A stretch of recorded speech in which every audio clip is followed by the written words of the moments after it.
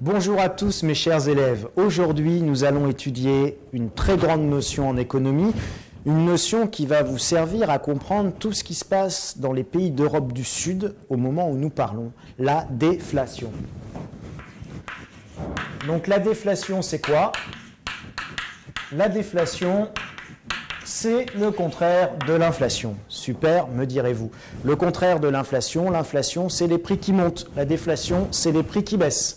Alors, comment on obtient une baisse des prix? Parce qu'après tout, on pourrait dire, oui, super, les prix baissent, c'est absolument extraordinaire, je vais pouvoir acheter plus de choses. Le problème, c'est que bien souvent, les prix baissent parce que justement, les salaires baissent et que les prix se réajustent à la baisse des salaires. Et on obtient un cercle vicieux qu'on appelle le cercle déflationniste. Et le problème des cercles déflationnistes, c'est que bien souvent, ils conduisent à l'insolvabilité de l'ensemble des acteurs économiques, c'est-à-dire aussi bien les États, les ménages que les entreprises. Alors, comment tout ça, ça peut démarrer? Ça démarre en général par une crise économique. Souvenez-vous, 2007, une crise économique. Cette crise économique, elle entraîne tout simplement une baisse de la croissance. Et cette baisse de la croissance, elle va entraîner logiquement, et ça, on le comprend tous, quand il y a moins de croissance économique, il y a en général moins de travail. Et quand il y a moins de travail, on a d'abord une augmentation du chômage.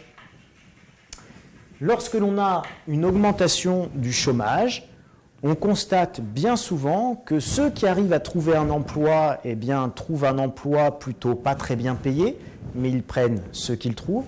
Et de la même façon, on va constater qu'on a une baisse des salaires, une baisse du pouvoir d'achat. Donc on a une baisse des salaires. Cette augmentation du chômage et cette baisse des salaires, ça va entraîner de multiples conséquences économiques, comme déjà une chute de la consommation. Mais cette chute de la consommation, elle va s'accompagner très rapidement de une baisse des bénéfices des entreprises.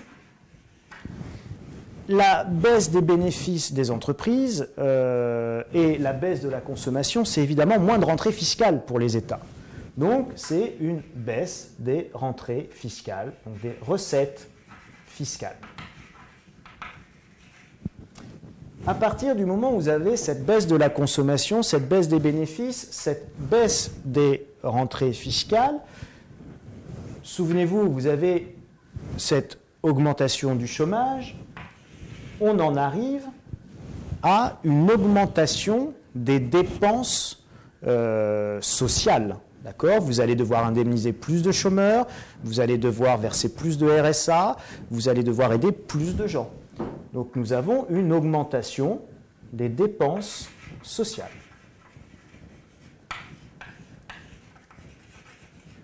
Cette augmentation des dépenses sociales va avoir un impact direct sur les finances de l'État et on va se retrouver avec une augmentation des déficits publics, augmentation des déficits. Alors les déficits, c'est tout l'argent qu'on n'avait pas, qu'on a quand même dépensé cette année. Et donc ces déficits vont venir augmenter, s'additionner au stock de dettes que nous avions accumulé jusqu'à présent. Donc nous allons avoir une augmentation des dettes. Or, qui dit augmentation des déficits et augmentation des dettes, vous aboutissez à la nécessité soit de diminuer les dépenses, soit d'augmenter les impôts. Parce qu'il va bien falloir financer ce que vous avez là. Voire les deux, baisse des dépenses et augmentation des impôts. C'est un petit peu la stratégie du gouvernement actuellement. On essaye de maintenir les dépenses à défaut de vraiment les baisser, mais on augmente surtout les impôts. À partir du moment où vous avez une baisse des dépenses ou une augmentation des impôts, vous avez évidemment une baisse du pouvoir d'achat. Et si votre pouvoir d'achat diminue, ça va s'impliquer et s'impacter directement sur votre taux de croissance qui lui aussi va baisser.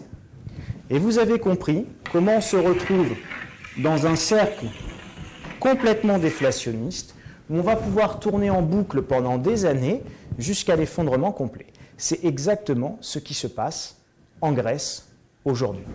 Dernière petite chose pour illustrer notamment le poids des déficits et le poids des dettes dans un contexte déflationniste avec une baisse de croissance. Imaginez un PIB de 100 € et une dette de 100 €. Dans ce cas-là, en année 1, quand mon PIB est de 100 et ma dette est de 100, j'ai un ratio dette sur PIB de 100%. Le PIB et la dette sont équivalents. Mais je viens de faire déjà un tour en année 1. J'ai une baisse de ma croissance et mon PIB, lui, vient de baisser de 2%. Je vais donc avoir un PIB de 98. Soyons optimistes et disons que la dette n'a pas augmenté malgré l'augmentation des déficits. On va dire que la dette n'a pas augmenté, elle est restée constante. Vous voyez bien que le ratio dette sur PIB s'est dégradé. Ce n'est pas la dette qui a augmenté, c'est votre PIB qui a diminué. Donc, la déflation mène toujours à l'insolvabilité. Merci pour votre attention.